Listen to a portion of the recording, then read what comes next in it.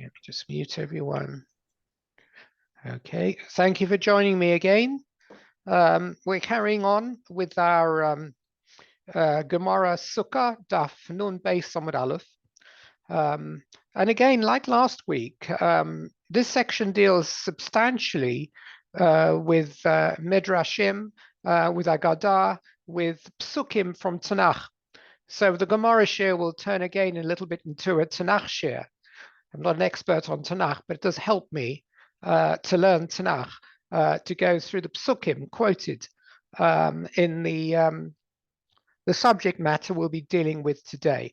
Let me just take you back again in time so we get to the right starting point for today. It's always important to remember how we got to where we are when we start a piece of Gemara, because there's no beginning and there's no end in the Gemara. There's no, apart from a new parak, there's no paragraph endings and there's no punctuation. The parak in the most dealt with Simchas Beis HaShoeva.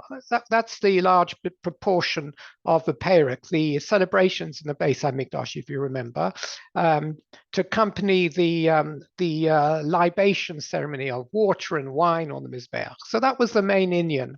It was the Simchas Beis HaShoeva. And in discussing the Simchas Beis HaShoeva, all the celebrations that took place in the courtyard, in the Ezrat Noshim of the Beis HaMikdash, the Gemara mentioned that there was a specific structure that was built, which was a tikkun in the Chotzer of Beis HaMikdash, to enable the women to look down and to observe the celebrations, the dancing and the juggling and everything else that took place in the Chotzer. And that was a women's balcony, the very first women's balcony. So that women's balcony was there to prevent mingling of the genders. And we talked about the halachic consequences that come from understanding this piece of Gemara. What do we need in order to form a halachically valid mechitza? But in the discussion of the construction of mechitza, the Gemara went to the source of the matter, which is, why is it that we need to prevent mingling? It's because of the Yetzer Hara. There is a natural Yetzer Hara, particularly rampant at a time of celebration. And since the Simchas Beis HaShoeva was a very light-hearted and happy ceremony, there's more likely to be a lack of tznius and mingling of the genders, and therefore they thought it necessary to build this Simchas Beis HaShoeva balcony, which became a model for all the balconies we have now to celebrate men and women in shul. And the Gemara then went much more deeply into the Yetzer Hara and the psychology behind the Yetzer Hara. It talked about how the Yetzer Hara attacks a person and provides greater and greater opposition to the person's Yetzer Tov, and he has to fight it continuously all the time. There was some very fine paragraphs on the Yetzer Hara. And the Gemara brought a pasuk, and in this pasuk, it wished to show that at the time of the Mashiach, the Yetzer Hara will be, so to speak, brought to an end, will be slaughtered. The Yetzer Hara is very strong with us now, but at the time of the Mashiach, the Yetzer Hara will be cut down to size. And it was a pasuk which really was on the topic of the Mashiach ben Yosef, the death of the Mashiach ben Yosef, this mysterious character who at the time of the war between Gog and Magog will somehow die, and his place will be taken by the ultimate Mashiach, Mashiach ben David. But the Mashiach ben Yosef will meet his end in this battle. And the pasuk that was used to describe the destruction of the Yetzer Hara, in reality, in its simplest pshat, is talking about the death of Mashiach ben Yosef and not the death of the Yetzer Hara. But the Gemara was using it in its usual drashic form to adapt the pasuk for the purposes of describing how the Yetzer Hara will die, ba'achris hayomim, that somehow Kadosh Baruch Hu will cut it down to size and we won't be so affected by it anymore. Which brought the Gemara on to discuss Mashiach ben Yosef, because this is the way of the Gemara. A tangent leads to another tangent, leads to another tangent. And today's Gemara that we'll discuss as we take it up, we'll start off with Mashiach material, which is really a continuation, really, of the topic of Mashiach ben Yosef, Mashiach ben David, because of that posuk. And then we'll go back to the Yetzer Hara, which is really the previous tangent. You know, eventually get back to the tangent before the tangent, etc., and get back to the real source material, as the way the Gemara meanders along its path. Excuse me. Well, we're going to start the Gemara in an unfortunately well embedded position in the middle of the page, a nun base on it aleph, which is a bit difficult to locate if you have your sheet or your Gemara open before you. And it's Tonu Rabbana. Now, if you're looking at the Gemara on nun base on it aleph 52a, then if we're counting from when the low down the page where the line gets wide across the page, then above that wide point, it's 1, 2, 3, 4, 5, 6, 7, 8, 9, 10, 12, 13, 14, 15, 16, 17, 18 lines up. And it's almost bang in the middle of the page and almost bang in the middle of the line. The line begins with ha'agola chata, and then chata. Imagine there's a full stop then. And Tonu Rabbana.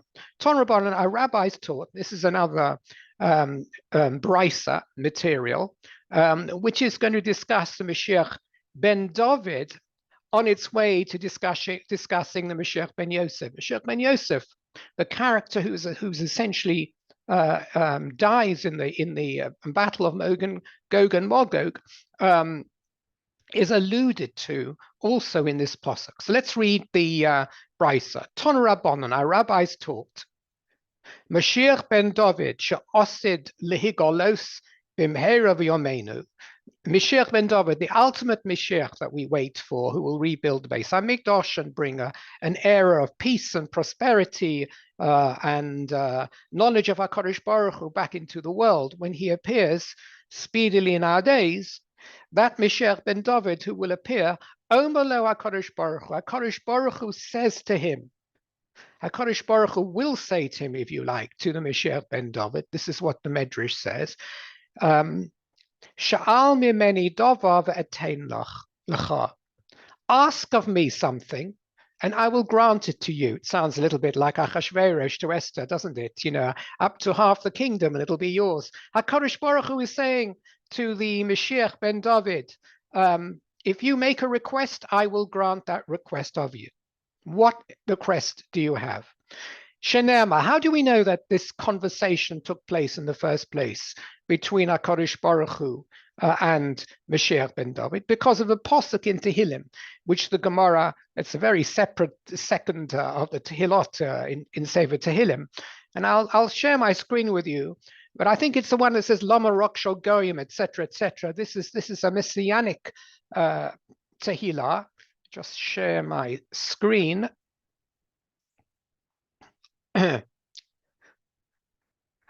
Okay.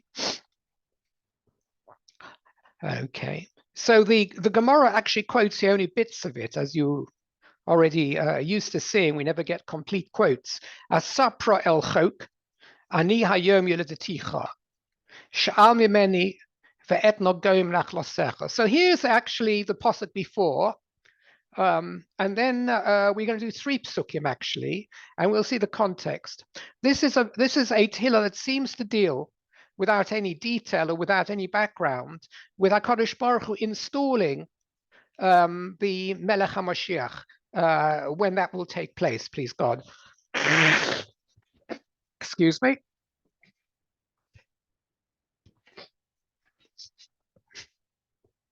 So the posuk here, it's not the beginning of the Tehillah, but it's a few before the verse that's relevant to us. V'ani nosachti malki al Zion hakodshi, as a translation says, I've installed my king on Zion, my holy mountain. Right? This is, if you like, a reference to HaKadosh Baruch Hu installing his king, the king who is the Melech HaMashiach al Zion, over Zion at the end of days. And there's a posuk which is a bit difficult to understand. Asapra el chok Hashem, Al sapra el chok Hashem omay elai b'niato ani hayom yoladaticha. So we read the translation over here. Let me tell of the decree. The Lord said unto me, you are my son.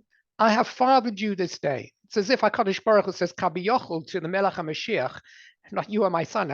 It's dangerous material, isn't it? Because Jesus claims to be the son of God, so to speak. And over here, you have a pasuk which could be taken in a similar sense. Of course, we don't take it in that sense at all. This is all a piece of poetry in which HaKadosh Baruch Hu is speaking of the Mashiach as if he was his son. So he says to the Mashiach, so to speak, being my son, ask me a request. Sha'al mimeni, ask of me, it of me, ve'etzna goyim nachlosecha v'achuzosecha af se'aretz. If you ask it of me, I will make the nations your domain, your estate, the limits of the earth. Which is a very messianic phrase again, that somehow the Mashiach will have such influence, that influence will spread far beyond Eretz Yisrael, that to all the nations of the earth who will make obeisance to HaKadosh Baruch Hu, come up on his holy mountain, etc. So this is a proclamation to the Mashiach. If you can read this Tehillah, certainly in that sense, and it doesn't really have another sense. The only other way you can read this pasuk is referring to David HaMelech. You can read to it literally to David HaMelech, but most of the Mefarshim understand as the Gemara is bringing it here in the drasha to refer to the Melech HaMashiach. So the Mashiach ben David, the ultimate Mashiach, is posed with the opportunity of making a request of HaKadosh Baruch Hu, anything he wishes to ask. Now let's go back to the take up the Gemara in the sheet. So Amru, sorry, I've got the wrong thing. So Sha'al mimeni vetna goim nachlosecha. Okay. V'kiven shero'a Mashiach ben Yosef sheneharag. Very extraordinary brisa this.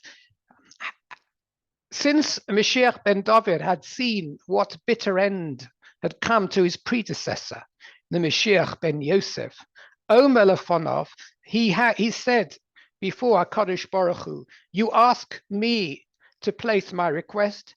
Here is my request. Ribono shel olam, eini mevakesh mimecha el chayim. The only thing I ask of you is life. I don't want to be the second Mashiach ben Yosef and meet my end. So I ask for life. We've brought the world to a better place now. Please God, maybe I be allowed to see it. You can imagine this is actually a little bit similar to Moshe Rabbeinu, who makes a request. He doesn't want to die before coming to Eretz Yisrael. He wants to come into the Eretz Yisrael. This is the land he longed for. The Mashiach ben David has created and prepared the ground for a new era for the Jewish people, an era of peace and tranquility. And he's concerned that somehow, once again, he will have to miss out on it in the same way as Moshe Rabbeinu missed out, in the same way as Mashiach ben Yosef missed out. So HaKadosh Baruch Hu says to Mashiach ben Yosef in response to that request, give me life.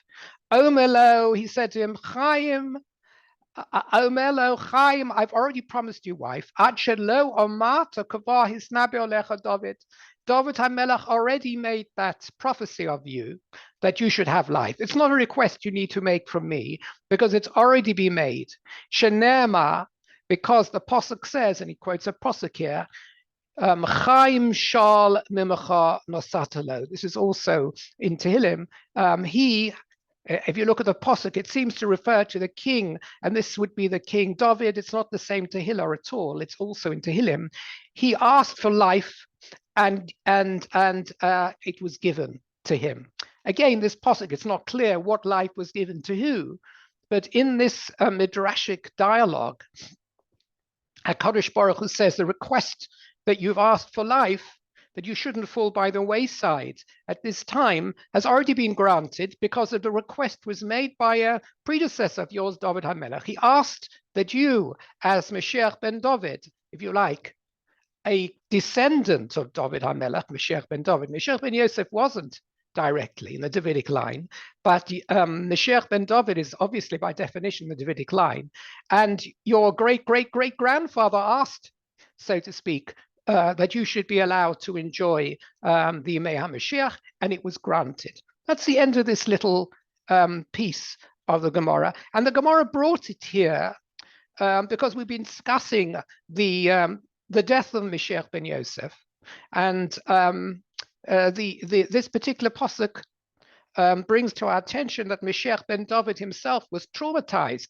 His successor was traumatized by the death of Mashiach ben Yosef, and felt if this could happen to the Mashiach ben Yosef, it took us through this dark age of pre-messianic battles, and he met his end, and rather than surviving, then who knows whether I may not survive also.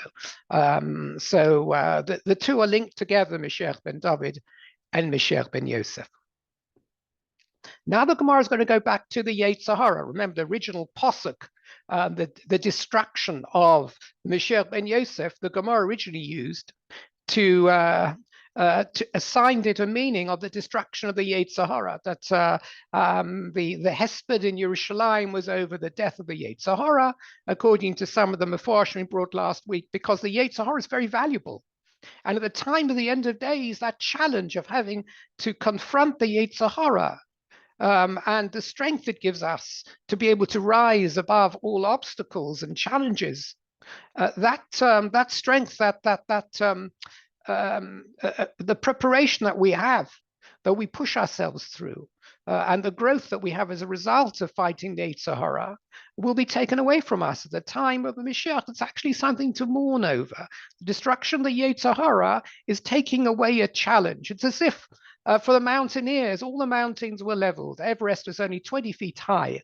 Where is the challenge for someone who wants to climb the highest mountains, reach the top, and feel that he's achieved something? The Yetzer Hara was a mountain, we said before, according to some views. When the time comes for us to give din v'cheshbon, tzaddikim will see that the Yetzer Hara that they managed to control looked like a high mountain. We learned that last week. And they were surprised that they managed to surmount such an enormous obstacle. So it was an obstacle that provided them with a growth, but without the opportunity for growth, the destruction of the Yetzer Hara is essentially a tragedy, at the same time as being obviously something that makes our lives a lot easier. So the Gemara is going back to discuss the Yetzer Hara again over here, and brings number of very, very beautiful references to the Yetzer Hara, but they're veiled references. If you read the Chumash directly, you don't find a reference to the Yetzer Hara. We talk about this Yetzer Hara. What is this Yetzer Hara? It's some sense that we have in us that we ought to do something we know we shouldn't do. And then we talk about the fact that there's an opposing sense, the Yetzer HaTov. And we're continuously in battle between the Yetzer Tov and Yetzer Hara, right? They're two knights in armor fighting each other with swords drawn, etc. That's the sort of childish impression we have of the Yetzer Hara. And it's an important impression that we have because it shows it's something that we can overcome. No one imagines there's really a little demon in your head called the Yetzer Hara, but there is a side of a person. Every person has a personality which is cleft. There is a side of that personality that really only wants to do the right thing, but there's a side of the impersonality which is, so to speak, impelled sometimes by physical law, sometimes by societal pressures, etc., to do something that he knows intrinsically isn't the right thing to do, but cannot overcome that particular impulsion. That would be the Yetzer Hara. So the Gemara is going to find psukim which are veiled references to the Yetzer Hara. And they're very interesting. So let's start this piece of Gemara. Dorosh Rabbi Avira. Rabbi Avira expounded the following. V'itema Rabbi Yoshua ben Levi. Others say that it wasn't Rabbi Avira, but it was Rabbi Yoshua ben Levi. Shiva Shemos yesh lo leYetzer Hara. Interesting statement. We find lots of statements like this in the Gemara with a number. We're ascribing a number. There are 7 names, 7 titles, 7 ways in which the Yetzer Hara is referred to in Tanakh.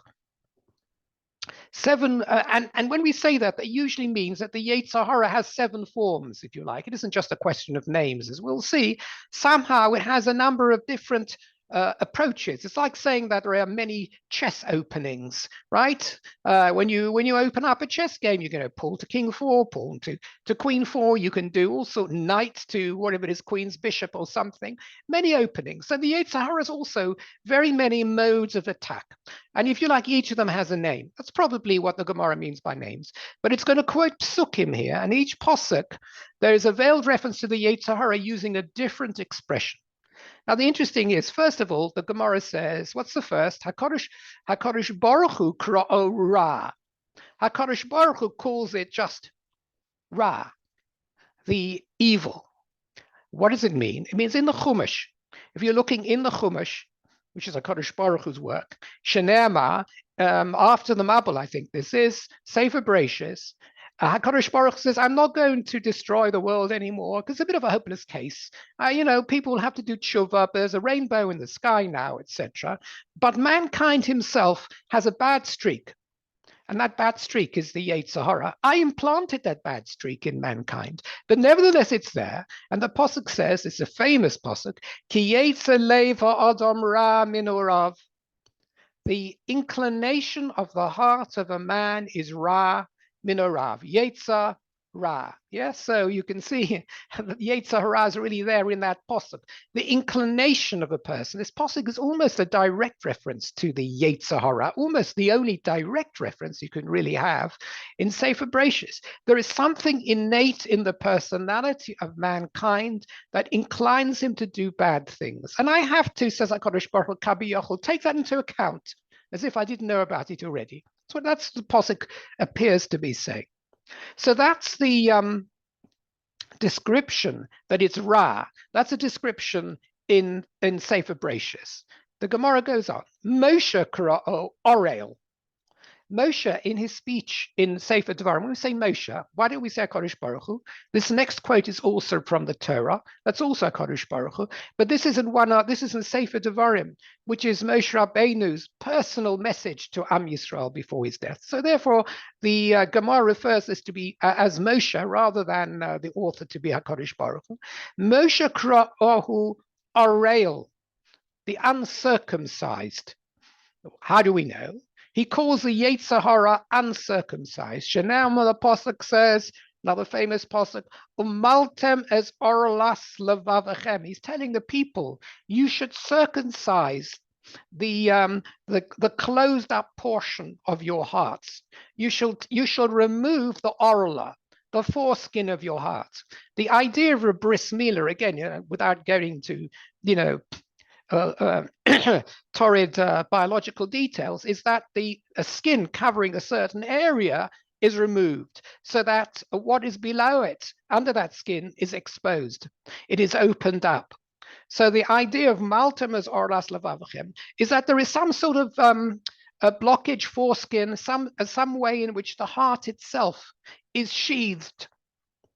And in order for a person to be cleansed of his Yetzer Hara, he has to remove that sheath. Why? Because that sheath, that foreskin over the heart, is preventing the Yetzer Hatov from penetrating.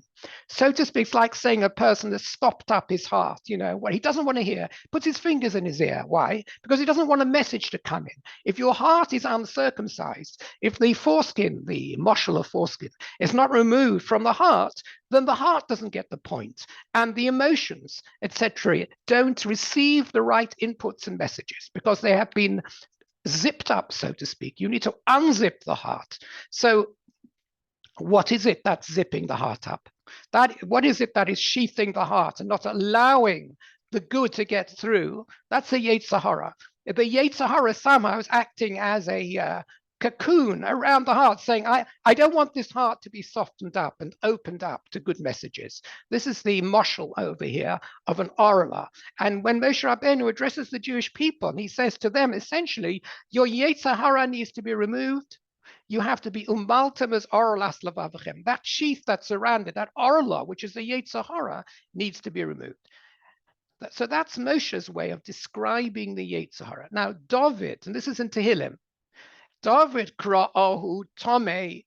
David referred to the Yetzer Hara as tomei, the impure one, the impure thing. It is something which is impure. Shenema, because the Pasuk says in Tehillim, Leiv Tahar Barali Elohim, that HaKadosh Baruch Hu originally created in me a pure heart.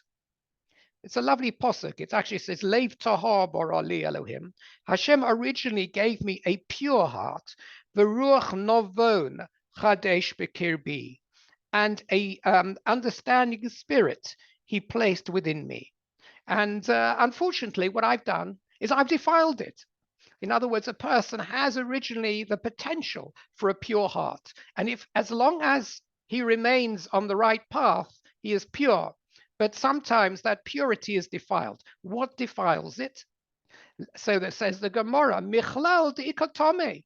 Since David HaMelech is saying that I originally had a pure heart, I means not just me, but he means mankind, if you like, has a pure heart. They are capable of pure thoughts. It shows that in practice, those pure thoughts have been replaced by impure thoughts, that the heart has become not leiv tahar, but leiv tomei. So it's tumah, which is the opposite of tahara. Tahara is pure thoughts. Tumah is impure thoughts. The Yetzer Hara implants impure thoughts. So here in Tehillim, the allusion to the Yetzer Hara is tumah, that it is something which is defiled. So that's David. Next, we're going to bring Shlomo. It's a beautiful piece of exposition over here. We find all sorts of references which are really poetic, which are being assigned to describing the Yetzer Hara. Shlomo kra usone. Shlomo called the Yetzer Hara someone who is the hated one. Shenema, as the Pasuk says in Mishlei, we have the tradition that Mishlei was written by Shlomo, although Tehillim was written by David HaMelech. So what does the Pasuk say in Mishlei? Im ra'ev son acha ha'achilo lechem, ve'im tzomei hashkehu mayim, ki gacholem ato chose al rosho. Mishlei is very difficult. And this is a very interesting Pasuk because it can be read so many different ways. So let's just do it the way in which the Gemara in its drasha wishes you to look at it is to imagine that Sona Acha, the one who hates you, is the Yetzer Hara. The Yetzer Hara hates you. If it loved you, it wouldn't ask you to do things that are contrary to your best interests. So who is the one who you should hate, who hates you, who you should battle? It is the Yetzer Hara within you. So, Im ra'ev Sona Acha, if your Yetzer Hara is hungry, what does that mean? It wants you to follow its controlling gestures. It wants you to do certain things that you don't want. It's hungry for a victim, and it wants to make you turn to fulfill its needs, to satisfy its inclinations. That Yetzer Hara is hungry. What does that mean? Let's say Imrav Sonacha is referring to the Yetzer Hara. How do we understand this? Let me just share my screen with you, and I'll show how this pasuk can be interpreted. Okay. So here are the verses that the Gemara is referring to. Now, what does it actually mean? Literally, it means if your enemy is hungry, the one who hates you, sonacha, give him bread to eat. If he is thirsty, imtsome hashkehu mayim, give him water to drink. So the Gemara over here in its drasha, as usual, takes it out of its literal meaning and says that we should be reading the verse as follows: Imra'ev sonacha, if your Yetzer Hara is hungry to carry out its tivers, its lusts, and wants you to follow its motivations and inclinations, then you have to fight it. How do you fight it? By hachi lehu lechem. Now, what does that mean? So Rashi explains, what does it mean you give it bread? How can you give the Yetzer Hara? Let's say, talk about the Yetzer Hara. What do you feed the Yetzer Hara? So there are various explanations. Rashi merely says that the word lechem Doesn't mean bread here. It comes from the root lamed chet mem, which is lilchom, locham, to fight. Do battle with it, right? So milchama is has the lamed chefs and mem in the middle, mem and hey at the end, but in the middle is lechem. So hachilehu lechem, feed it with battle. Now, according to some views, it means teach it Torah, where you do battle to try and understand the meaning of the Torah. But even if you take it in a simpler sense, if your Yetzer Hara is urging you to carry out an Aveira, fight it on its own terms. That's the first thing. For Imtsama, if it is thirsty, if it thirsts after an Aveira, that Yetzer Hara, Hashkei Humayim, then give it water. So we see many cases Mayim is used as a synonym for Torah. Ma'im shel Torah, something that you absorb, something one should be thirsty for. Feed it with water. And if you take it to the Beis HaMedrash and you learn Torah, and at the same time you fight your Yetzer Hara, then your Yetzer Hara will not have control over you. That's the way the Gemara wants to see this pasuk being used in Mishlei. And ki gecholim, let's just do the next bit. What's the next verse? Ki gecholim ata choser. Al Rosho. He translates it here. You will be heaping live coals on his head. Strange, isn't it? V'Hashem yishalem loch, and the Lord will reward you. Let's just go on with the Gemara. Actually, says on this. If we just take the next few words in the Gemara, I didn't take it right to the end. It says, Al tikri yishalem loch ele yashlimenu loch.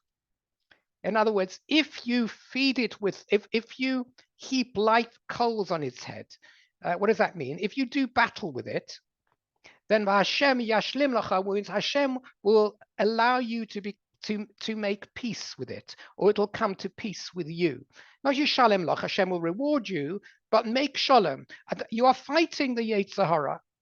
Yes, and you're battling with it. If you battle with it seriously, then it will, so to speak, it'll make a treaty, and you'll come to some sort of arrangement with it. You'll be able to pacify the Yetzer Hara. That's the way the Gemara is using this pasuk over here. It's quite a far reach from the way in which the pasuk seems to read literally. But that's the way the Gemara is looking at the Psuk in Mishlei. Mishlei can be used in many ways. Almost every Pasuk in Mishlei seems to be a limit on its own. It's more difficult than Tehillim. Tehillim, you can actually see what's the topic of this particular chapter in Tehillim, and you could go through that, at least the next 15, 20 verses, and you can make something of those verses in the context of that topic. In Mishlei, it's much more difficult, and therefore it's easier, in a sense, to be derish every verse independently and not say, hey, what's the literal meaning of this? Because if you look into Mishlei, you can sometimes find it difficult to see the literal meaning.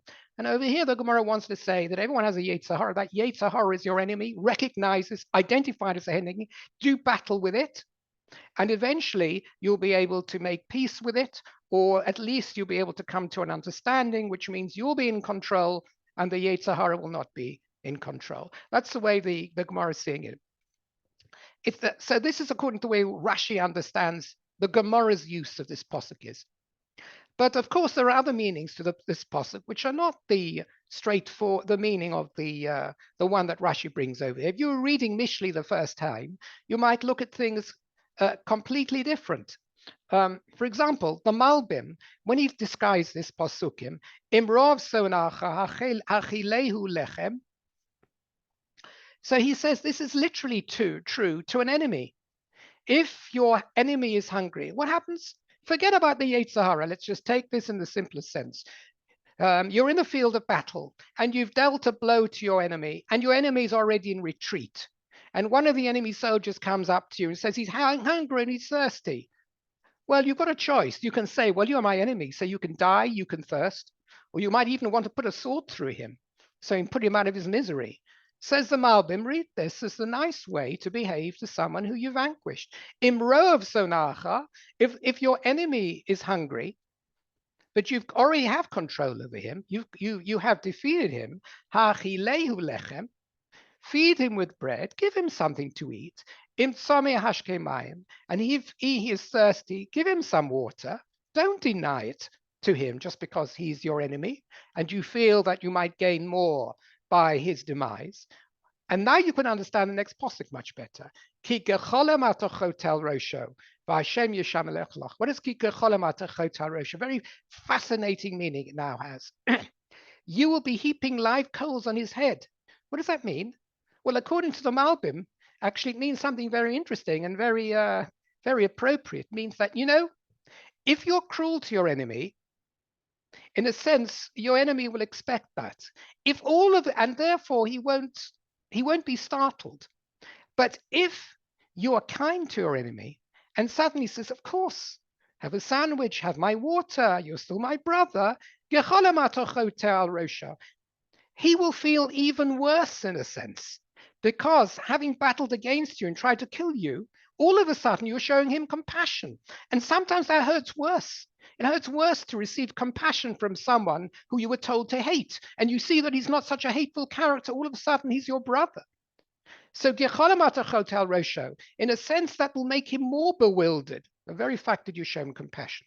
By Hashem Yishalem Loch, and Hashem will give you a schar because you've controlled that passion of cruelty that you had against him. So that's the Malbim. Very much simpler. No Yetzer Hara over here. But of course, the Malbim, if he was reading this Gemara, he would learn it like the Gemara. I'm giving you the view of the Malbim on the Pasuk. If you were just touring through the book of Mishlei, this is the way he sees it.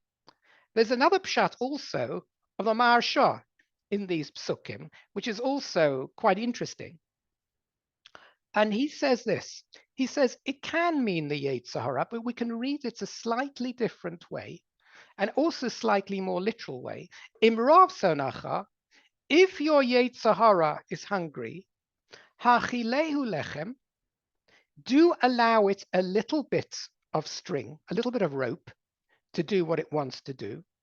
Ve'im tzomeh, and if it is thirsty, hashkehu mayim, give it a little bit of space. Because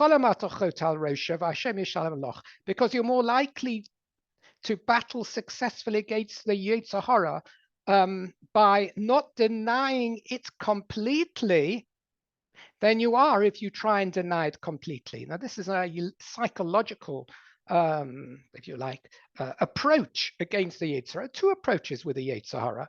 You have a very, very powerful Yetzer Hara. You could decide to treat yourself as if you were some Catholic monk somewhere, right? So what you're going to do, you're going to go to the top of a hill somewhere. You will push your head in an ice bucket. You'll starve yourself and you'll flagellate yourself with twigs. Yeah, that's one way of denying the Yetzer Hara. It's very successful as long as it lasts. It destroys you as a character, but you've beaten the Yetzer Hara. The Yetzer Hara can't do anything while it's being knocked unconscious, almost literally. But there's another way, says the Maharshal, and that is you have to understand yourself, what it is you can do, what you can't do. And if you have a very powerful Yetzer Hara, there are small ways in which you might be able to allow that Yetzer Hara to gain just a little bit of traction, right? So if you don't want to learn Torah right now, instead of saying, I'm going to learn, take out a book, which is, I don't know, Shakespeare, that teaches you something about human nature. And the Yetzer Hara will think it's one in a small way. Yes, you don't have to go out there and go to see a film in the cinema that you shouldn't see. Find some let out for it, which is okay. Even if it is not a complete self-denial, it is something that will allow the Yetzer Hara some latitude to escape, do its thing, feel that it's achieved something, you can imagine, and then you'll be able to carry on with your life in the new normal way. That's the way the Maharshal sees it, Psukim, also very good, and a psychological approach, that may be a more successful way of fighting the Yetzer Hara than one which is complete self-denial, a complete a monkist approach, which can fail very, very bitterly or destroy the person's personality. We go back and we haven't finished all the names yet. So let's see. Yeshayahu, we now go to the Sefer Yeshayahu.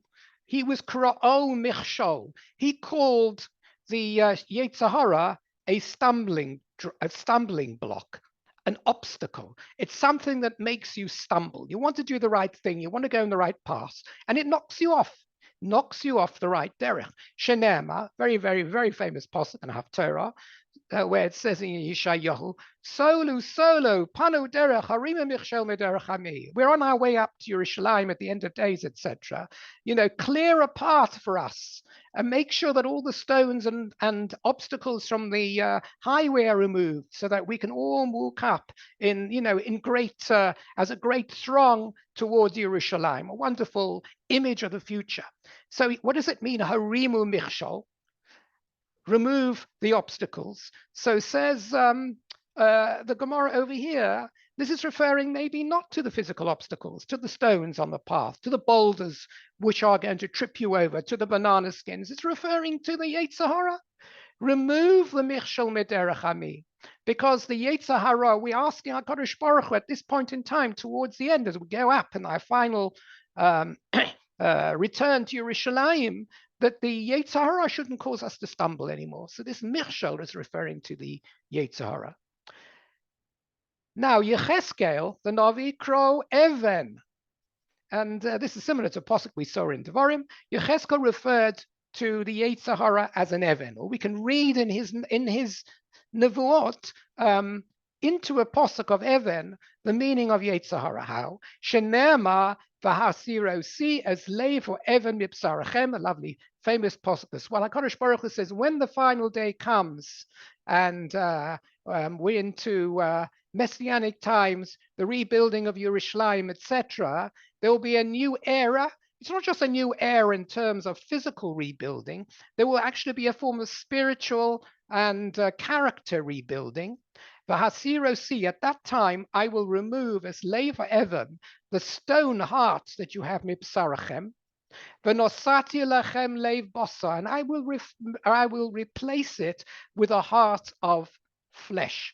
This is a heart transplant. We all carry stone hearts. This is exactly the same idea we saw before when Moshe was calling it a maltem as oralas levavchem. I said it's as if the heart has been encased in some hard material. That was the oral. It needed to be removed. It needed to be circumcised. This is a similar idea. The heart over here, it's not so much that it's encased, but it's harder. We talk about a person with a hard heart, hardened heart. That means your message that you want to make isn't going to get through. And when you give Musa, that Musa isn't going to get through. And he's going to be stubborn. And it's the Yetzer Hara that creates that Leiv HaEvan. So it's the Leiv HaYetzer Hara. And at the end of days, HaKadosh Baruch Hu will replace it with a heart of flesh, a soft, fleshy one that is flexible and that is able to open up to the messages that we should be receiving. So that's again is the metaphor being used here in Yecheskel. Yoel Kro'o Tzephoni. Yoel called it Tzephoni. What does that mean? Well, let's just read the verse. Shenema, the pasuk says in Yoel, Ve'es haTzephoni archik me'aleichem. The Tzephoni I will distance from you. The Gemara is going to go on and describe this pasuk in greater detail. So let me share the pasuk with you in Yoel. Yoel is a fun, it's a very short Navi, and it's a fun Navi. Let me just go on. And it's dealing here with a time of redemption again. But most of Yoel deals with fairly catastrophic end of days prophecies. It's going to be bad. It's going to be dark. It's going to be, it's going to be sulfurous and terrifying. There's going to be a great invasion of locusts. And much of Sefer Yoel is about this great locust plague, of which there was none like it since almost Yetzias Mitzrayim. There was no locust plague which will eat up all the vegetation of the land and cause starvation. At the end of all that, everything will come to a close, and HaKadosh Baruch Hu will restore the honor of Klal Yisrael, and will be into a time of harmony and peace. And this pasuk we're referring to now is at the end of days when all these catastrophic events have happened. So let's read this pasuk. I've color-coded it because the Gemara is going to be doresh these passages separately. And we'll see how the Gemara actually translates them. Here you have a literal translation from Safaria, the website. I'm not sure where they take their translation from you, but anyway, the Eshat Tzfoni. Now you remember the Gemara is treating Tzfoni as being the Yetzer Hara. Why? It doesn't mean that literally, because Tzafun means hidden. It's something that resides within you, it's your invisible foe that sequesters itself into your neshama or your nefesh somehow, into your persona. You don't see it as being your enemy. It isn't an enemy from without, it's your enemy within, and it's concealed within you. How do we know it means that? What do we have for the Afikomen on the Seder night? What do we have as a symbol for it? Tzafun. Why is it called Tzafun? Because you hide the Afikomen. The Afikomen then is hidden. That is the Afikomen. A couple of weeks ago in the Parsha, Pharaoh referred to Yosef as Tzofnas Parneach. It's a difficult terminology. Parneach means to interpret. Tzofnas means the hidden. After Yosef interpreted the dreams of Pharaoh, he calls him Tzofnas Parneach. You indeed can interpret that which is Tzofon. So Hatzafoni can mean that which is concealed. And the Gemara wants to say, Archik me aleichem. I will distance it from you. Again, at the end of the days, the Yetzer Hara, which is referred to as the Tzafon by Yoel, will be distanced from you. Again, all in one with this idea of the destruction of the Yetzer Hara or the weakening of the Yetzer Hara at the end of days. And over here, you can see it in Yoel, as long as you translate Tzafoni as referring to the Yetzer Hara. The Gemara is going to complete the exposition of this whole sentence in chunks, but that's all you need so far to understand the use of this verse to refer to the Yetzer Hara, that the Tzafoni is the Yetzer Hara, and because it is concealed, I will separate the Yetzer Hara from you. I'll extract it from your persona, so to speak. But now let's see what it really means. You know, you're learning Yoel. You've gone through all these cataclysmic invasions of locusts and Gophris Vermelach, you know, the upturning of the ground like Sodom and Gomorrah. And now it's all coming to a quiet end. So this is the way you could translate the Posuk. And it would be the literal translation. For Eshat Tzafoni, what is Tzafon? North.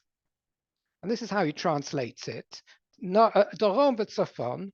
Dorom means south and Tzafon means north.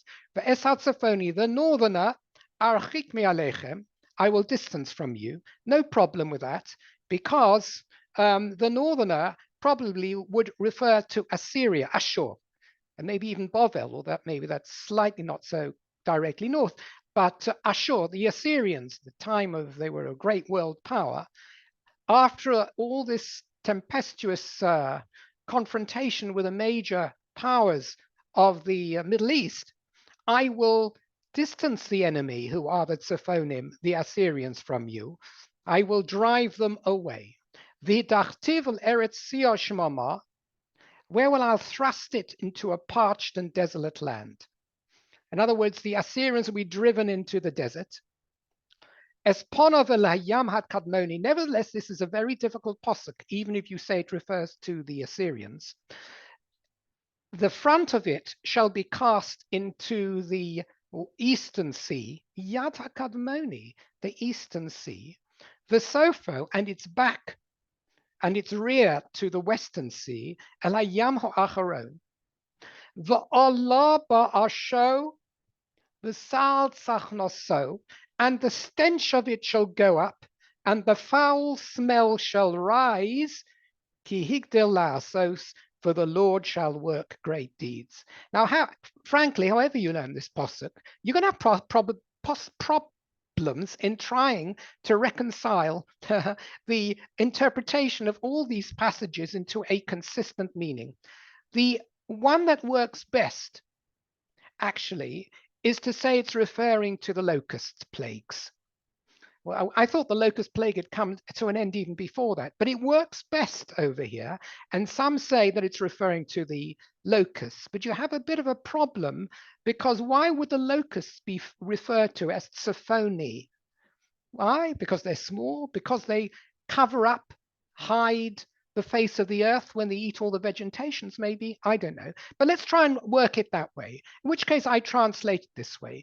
And the locusts, having been all over your land, devastating your land, I will blow them away and distance them from you. After all, we're talking all about locusts in much of the Sefer Yoel. This is not a new topic. Vidachtiv, and I will expel all those locusts and Eretz Yerushalayim. What will I do? The locusts can't ravage your land anymore, so I'll blow them into the open and desolate desert where they can't do any harm. There's nothing for them, and they'll die in the desert. And as Ponov, this huge mass of locusts that stretches from one end of the country to the other, the front face of that wave of locusts, I will send El Hayam HaKadmoni into the eastern sea. Who knows whether that's referring to the Dead Sea, which is, so to speak, to the east of Eretz Yisrael, and I'll cast them so they drown in the waters. The Sopho and the other end, if you like, of this great mass of locusts, I will blow them and they will plunge into the Western Sea, the Mediterranean, quite possibly. And the stench of all those locusts in their billions dying will come up from the desert and from the sea, and you'll be able to smell that stench. So HaKadosh Baruch will cause this great thing to happen. Lovely pshat, maybe. You may not like that pshat, but it's a possible pshat to say that this is what it's referring to. So it could be referring to the Assyrians, if you like, the physical enemy. It could be referring to the locusts, and then the stench and the blowing them to the East Sea and the West Sea makes most sense. However, I want to take us back to where we are in the Gemara. The Gemara is not interested in either of these explanations, neither locusts or Assyrians, because the Etzophoni is the Yetzer Hara. It's the Yetzer Hara I shall cast off you, according to the Gemara. So now let's get back, and I'll keep this posuk open as I go through the Gemara, as the Gemara tries to explain the text in the blocks that I've shown over here in relation to the Yetzer Hara. Not in relation to the Assyrians or the locusts, but after all, we have to convince ourselves that this posuk can refer consistently throughout to the Yetzer Hara. So let's see how. So it's Tana Rabbanon, our rabbis taught, Ve'es hatzafoni archik me'alechem. The tzafoni I shall remove far away from you. Zeh Yetzer Hara, right? This is the Yetzer Hara, the tzafoni, shetzafun v'omeid b'libo shel adam, which is deeply concealed within the heart, or within the persona, you might say, of a human being. You can't see it, you can't point to it, but it's there. Fine, we understand that. Now, v'dachtiv el eretz tzia ushemama, and I will send it into a place of parched and desolate land. That's the green over here. What does that mean? So he says, the Brisa says this means Lomokom she'ein b'nei adam mitsuyon lehisgaros bahen. This is a strange interpretation. I will send the Yetzer Hara. What does it mean I will send the Yetzer Hara? I will evict the Yetzer Hara from your personas, and I will send it to a place, what does it mean, Tzio Shmama? A place where there are no people for the Yetzer Hara to invade. You can see the Yetzer Hara almost here as being like a virus. How do you make sure that the virus doesn't infect anybody else? You send the virus out to a place where there's no population, right? Whoever has the virus, he will have the virus, but he can't transmit it to anywhere else. So you've got the Yetzer Hara, so to speak, in the picture of the posuk over here, floating around because it's been evicted from thousands of people, but it doesn't find anywhere to land. It's like the dove that doesn't find any dry land. So what does it do? It eventually disappears. It has no one to infect. The Yetzer, this can be seen as a poetic way of understanding the Yetzer Hara as being driven away from mankind, if you like. That is essentially taken to a place where there are no more people that it can invade, in the idea of a dibuk, so to speak, coming into a person. Interesting picture of it. You can make a film out of this posuk. Now it says, becomes more and more difficult to see how the next phrases can be used to describe the Yetzer Hara. Es ponov el hayam hadkodmoni, the face of it to the eastern sea, the sofa on the other end and to the western sea. That's what it would mean if Kadmoni means east. However, the Gemara's got a very interesting way of learning this completely differently, and it's nothing to do with the sea. And it's nothing to do with east and west. Let's see what the Gemara says. Es ponov el hayam hakadmoni. What does that mean? Shenoson einav b'mikdav rishon. We fall to Yetzer Hara for having set its eyes onto the first Beis Hamikdash. Where's the first Beis Hamikdash? Kadmoni. Kadmoni means the first. Kedem. Kodem means before. The first Beis Hamikdash. How does Yam mean the first Beis Hamikdash? He's saying that the Yetzer Hara caused the destruction of the first Beis Hamikdash. It led us into those Averos that had played its part in the punishment that came upon the Jewish people and the destruction of the Kadmoni. The Sopho, and in the end, Elayam Acharon, Acharon, the last chronological one, not the Western Sea, the last Beis Hamikdash. The second Beis Hamikdash was destroyed because of Sinas Chinam also. The Yetzer Hara played its role in destroying the second Beis Hamikdash as well. And therefore it deserves to be repulsed and evicted from mankind. For Allah Ba'asho, the Sal Tzachnosel. What has this got to do with the stench? Does the Yetzer Hara smell bad? So here you've got to say what it means. He says over here, Mipnei shemaniach umos ha'olam shemisgorer b'sonehem shel Yisrael. Because it led to a stench. What is the stench? The stench here can be the bad smell of the Averos of the Jewish people as a result of the Yetzer Hara, which led to its being exposed to all the invading forces that would come to punish the Jewish people for their sins. It brought about the sirchon. When you talk about a stench, sometimes it's not a physical stench you talk about. If a person is guilty of repulsive deeds, you might say, I think this whole thing stinks. What do you mean it stinks? There's nothing coming up your nose. What's coming up your nose is the idea stinks. What has been going on around me, the way people have been behaving, can also have a stench. So the Yetzer Hara is responsible for the Ba'asho and Sachnoso. Ki higdil la'asos, we'll see in a moment what that means, ki higdil la'asos. But at this point, the Gemara has tried to explain this verse entirely, block by block, in the context of the Yetzer Hara. The Yetzer Hara is something I will dispel at the end of the day, so that it's not available anymore to infect Jewish people or to infect anyone, to infect mankind. Mankind will be at a higher level of existence than they are now. And its victims so far have been the destruction of the first Beis Hamikdash. The first Beis Hamikdash fell. That was the Kadmoni as a result of the Yetzer Hara, and the Acharon also as a result of the Yetzer Hara. And it's caused a stench. It caused the disintegration of ethics and proper behavioral standards. And therefore, that Yetzer Hara will need to be lifted ba'acharis hayomim in order that the Jewish people will be able to carry on in the new environment. We'll carry on next week, and we'll look at this passage. You can see where the verses are coming to. It's very, very agadic and very drashic. There's a bit of a problem with all this, which is a philosophical problem. As we said before, isn't our objective to stand up to the Yetzer Hara? What is HaKadosh Baruch Hu doing in the end of days? Surely by the end of days, we should have been able to overcome our own Yetzer Hara. Isn't that what we're hoping for? And then we go into an angelic period. What does God have to say? Is God actually giving up on us and saying, you know what? When it comes to the times of the Messiah, things aren't going to be much better. The only way I'm going to bring the Messianic times along is by taking a Shechita knife to the Yetzer Hara, and then they won't do anything wrong anymore. Is that what the Pasuk is telling us?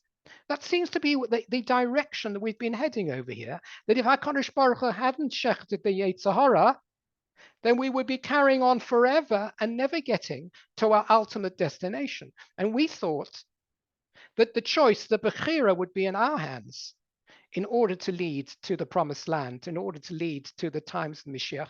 It seems over here, HaKadosh Baruch Hu has essentially had to intervene by removing the Yetzer Hara. I find this a little bit difficult. I have to try and look and see if I can find more um, commentary to see whether in fact there is a deeper meaning to all this. The destruction of the Yetzer Hara just seems to be a way of, it's a cop out, isn't it?